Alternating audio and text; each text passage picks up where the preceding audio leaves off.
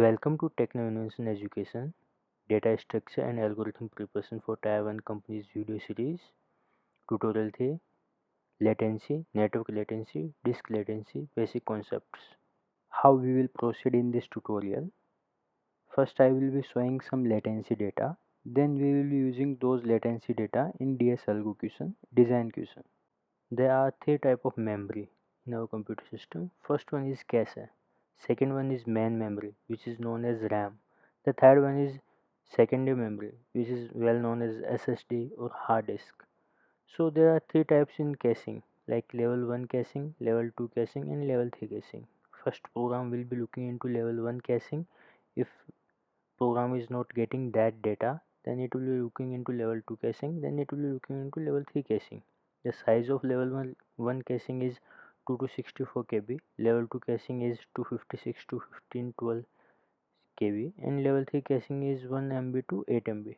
And the latency for level 1 caching is 0.9 nanosecond. For level 2 it is 2.8 nanosecond, and for level 3 it is up to 12.9 nanoseconds.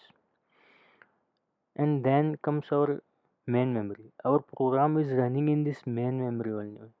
JVM assigning some memory from RAM to our application, and that then our application is running into RAM. If we are saving something into RAM, then that data can be achieved within 120 nanosecond. The third one is secondary memory. So if we need to store large files, then we have to use SSDs or hard disk. The latency for SSD is 50 to 150 microsecond. It is 10 raised to power minus 6 second, and it is nanosecond means 10 raised to power minus 9 second. Rotational disk or hard disk taking up to 1 millisecond to 10 millisecond. Then if you talk about the database latency, database usually takes from 8 millisecond to 30 millisecond on an ideal cases, and it depends upon data also. If you are applying some joins in the database, then the latency will be increasing in exponential manner. It might go up to seconds, then minutes, then even it can take hours also. That's why we are moving from SQL database to NoSQL database, and rather than applying joins, we are moving towards duplicacy of the data. And the next one comes up as network call or API call. So usually network call takes 30 milliseconds to 40 milliseconds, and on an average sometimes it might take 50 milliseconds to 100 milliseconds on an average, but it shouldn't exceed more than 200 milliseconds, because most of the metrics are applied upon 400 milliseconds. Like if some network call is taking more than 400 millisecond, then some kind of metrics, some kind of triggering alarms will be triggered, and timeout configurations also set up above 400 500 millisecond. Third party also applying timeout configurations. So we can conclude, like if you are building one mobile application or web application, then that program will be running into RAM, and that RAM works in nanosecond only. And if we need to call one network, then that call will be taking from 30 to 40 millisecond. And if we need to call a database, then that call will be taking from 8 millisecond to 40 millisecond. And if we are storing something in local storage like hard disk or SSD, then at max it can take from 1 millisecond to 10 millisecond. So why you need this information? We were looking into one question: sort an array of numbers, and your program will be running into RAM, and RAM works in nanosecond. Let's assume you are having 1 billion records in that array. Then you can do that sorting in array only, and the program will be executed in nanosecond only. But let's assume you are having 10 billion records.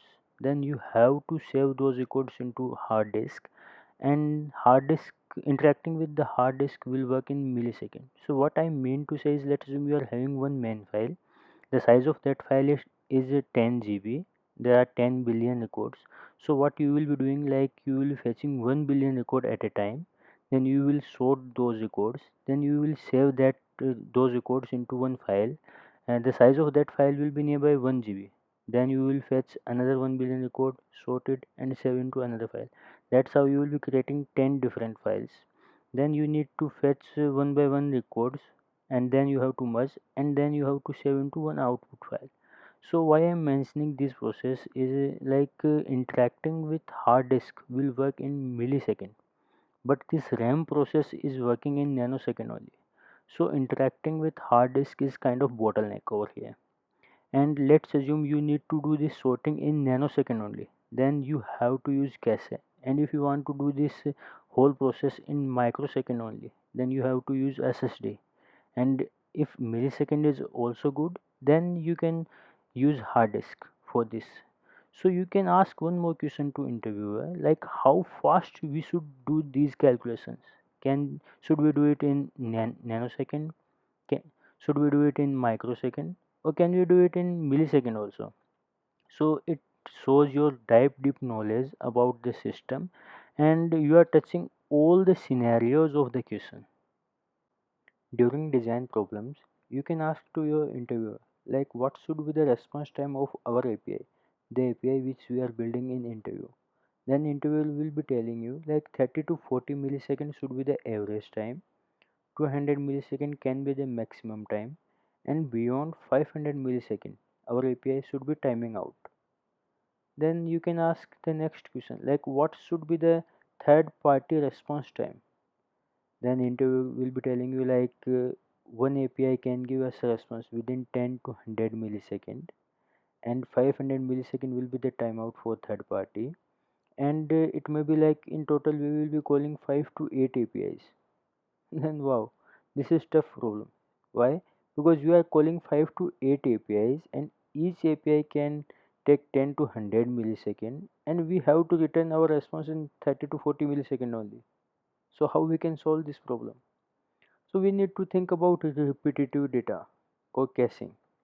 So what I mean to say is, let's say we are building one mobile application or web application, and we are calling network four times. We are calling some API on network four times, and we are saving some data into DynamoDB two times, and then we are saving some data into local storage two times.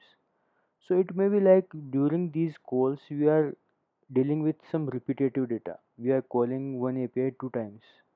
So rather than calling some data two times, we can do is we need to cache that data, and this 30 to 40 millisecond will be converted into 1 to 10 nanosecond only. That's how we can achieve it. If you want to crack Taiwan company's interview, and if you want to earn great money and want to work upon great technologies, then you can subscribe my channel technoinvention.com. Thank you.